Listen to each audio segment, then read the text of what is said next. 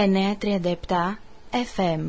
Ακούς ραδιόφωνο. 36 λεπτά μετά τις 8, εδώ είμαστε δεύτερο ημίωρο. Απόψε η εκπομπή έχει καλεσμένο τον ποιητή Γιάννη Φαντή, μαζί του συνομιλεί και ρωτά να μάθει την αλήθεια.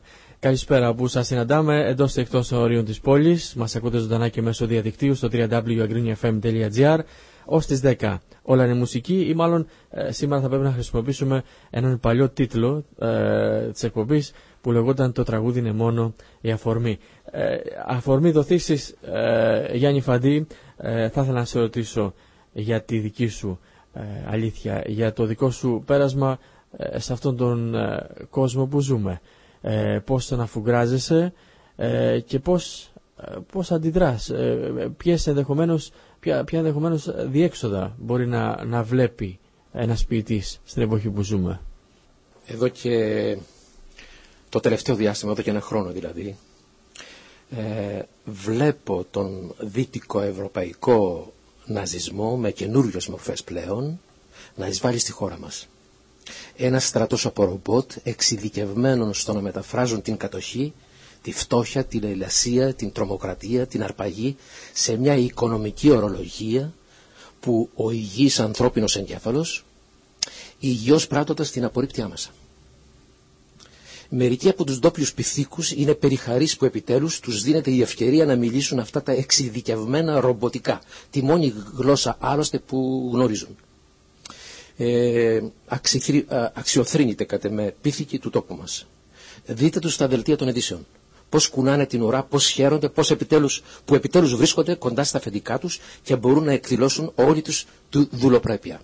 Αυτή είναι η εικόνα μου από τα μέσα ενημέρωσης.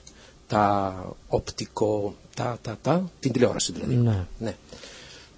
Ξέρεις, προσφάτως και ο Πρωθυπουργός κατηγόρησε τα μέσα μαζικής ενημέρωσης και ίσως ζήτησε να συμβάλλουν και αυτά στο να μην παραπληροφορείται ο κόσμος. Ναι, και συμβάλλουν όπως συνέβαλαν πάντα στο να παραπληροφορείται ο κόσμος. Έτσι. Βέβαια. Ναι. Το είδα προχτές ας πούμε με τον Παπουλιά. Ήταν χιλιάδες κόσμος πίσω από τα αυτοκίνητα της αστυνομίας και τον κρύβανε. Και έδειχναν μερικές ομάδες εκεί πέρα που φώναζαν εναντίον του Προέδρου και γενικώς. Συμφωνείς με τέτοιου είδους αντιδράσεις στο πρόσωπο του Πρόεδρου της Δημοκρατίας? Κοίταξε, κατ' εμέ ο ανώτερος θεσμός εννοείται είναι ο λαός και η χώρα μας. Όταν κάποιος πρόεδρος προστατεύει αυτούς που λαιλατούν τη χώρα μας, καταδυναστεύουν το λαό μας, τον πάνε προς τον αφανισμό, δεν έχω κανένα λόγο να σέβομαι ένα τέτοιο θεσμό. Έτσι, ένα θεσμό που πληρώνεται κάποια εκατομμύρια το χρόνο τη στιγμή που φτάνουν άνθρωποι να αυτοκτονούν.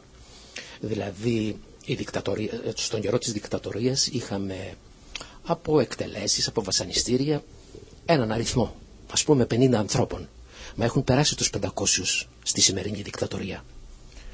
Άνθρωποι που αυτοκτόνησαν βέβαια, δεν τους σκότωσε κανείς, ας πούμε, δεν τους σκότωσε ο Παπανδρέου ή ο Παπούλιας, αυτοκτόνησαν, αλλά ο Νίτσε λέει οι μεγάλοι δολοφόνοι δεν κρατούν ποτέ πιστόλι. Σκοτώνουν από μακριά. Λοιπόν, όταν υποστηρίζεις μια κυβέρνηση η οποία ανέβηκε με ψέμα, άρχισε μετά κατά συρροήν ψέματα, δεν κράτησε πουθενά το λόγο της, και βλέπουμε ότι μένει πάνω για να τελειώσει ένα έργο που ανέλαβε, το έργο του αφανισμού, γιατί αν από λάθος, αν από κάποια λάθη έφτανε εδώ η κυβέρνηση, θα μπορούσε, θα γινόταν κατανοητό και θα γινόταν συγχωρητέο αυτό. Εξάλλου η ίδια θα έλεγε συγγνώμη, κάναμε λάθος, μας διέφυγαν πράγματα, δεν μπορέσαμε, παρετούμεθα να έρθουν καλύτεροι. Αλλά όταν ακόμα, μια και μιλήσαμε για τα πρόσφατα με τον κύριο Παπούλια, έτσι, βλέπουμε εδώ και 6 χρόνια Και αυτό δεν πρέπει να λησμονιέται. Αυτό πρέπει να έρθει στο φως. 6 χρόνια όταν η Άννα Ψαρούδα Μπενάκη του παρέδιδε την προεδρία μέσα στη Βουλή, του είπε: κύριε Πρόεδρε, ξέρετε ότι, γνωρίζετε ότι επί της προεδρίας σας θα έχουμε μείωση της κυριαρχίας, της εθνικής μας κυριαρχίας. Γιατί υπόθηκε αυτό, γιατί κανείς δεν αντέδρασε? Ζητούσαν συνενόχους? Όντως υπήρξαν συνένοχοι? Μήπως είναι συνένοχοι όλη η Βουλή? 937 FM. Ακούς ραδιόφωνο.